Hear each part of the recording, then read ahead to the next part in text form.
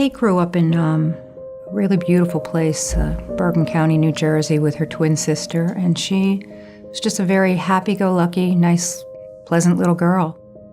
As time went on, as she got older, she started to experiment, like a lot of kids do, with drinking and marijuana, and started using Xanax and some Oxycontin. But what she really got into was both crack cocaine and heroin. Kate didn't get in with a wrong crowd. She was with the same crowd she had been with, the same group of friends she'd been with since she was a little girl, and her sister. And she chose this path and they didn't. She was in an outpatient rehab facility, and she was going to meetings, and she never worked the program. She always felt like she could just take care of it herself.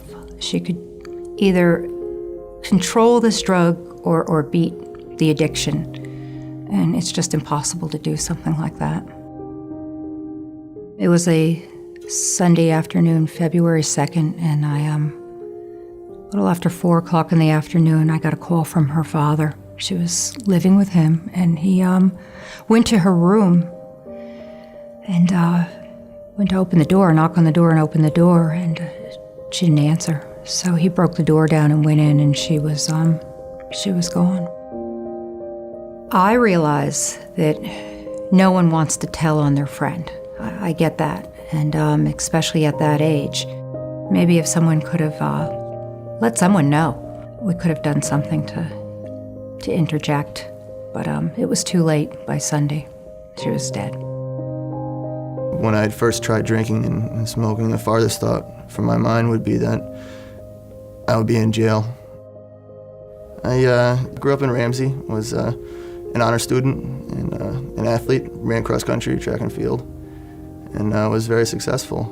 I wanted to be friends with everyone in school, and most of the people in school were not using drugs, but a few of the kids I would call cool or popular were drinking and smoking marijuana. So I followed what they were doing to fit in. I broke my arm badly in a few places and was prescribed painkillers, and from that point became heavily addicted to painkillers. As my friends came home from college, they gave me more, and when they left to go back to school, I was with myself and tried heroin for the first time. I felt like all my morals and values that I had were second and not my priority. My only priority was to use and to continue using. My wife was sick and in the hospital, and instead of being with her, I went and used heroin, and only a few hours later got in a very bad accident and rolled my car over and was arrested. I wouldn't tell you to use or not to use. It's a decision you make on your own, but if you do choose to drink and experiment with drugs, it can lead you somewhere that you really don't want to be. Either jails or prison. It can really ruin your life from an early start. I began getting involved with alcohol and drugs when I was 17. I had just lost everything in my life because at first I thought it was fun. At first I thought nothing bad would ever happen to me. I never thought I would get diseases or lose my family, but it all happened because if you stay at it long enough, it will definitely happen. My family didn't want anything to do with me because I was just breaking their hearts, and they couldn't have me in their life, so that left me homeless. I'll never forget what it's like to freeze at night.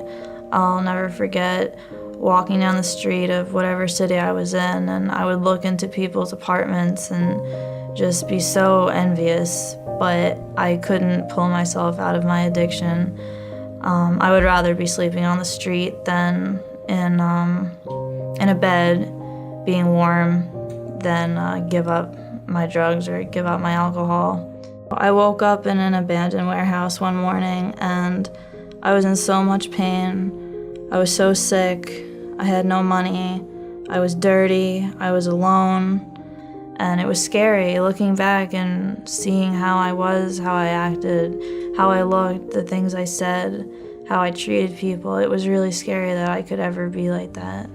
If you think you have a problem, you should definitely seek help and someone to talk to, because if you think that nobody cares about you and nobody loves you, that's definitely not true.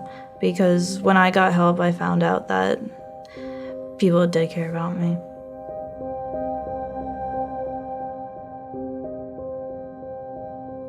For more information, call the Center for Alcohol and Drug Resources, 201-261-2800, or go to www.tcadr.org.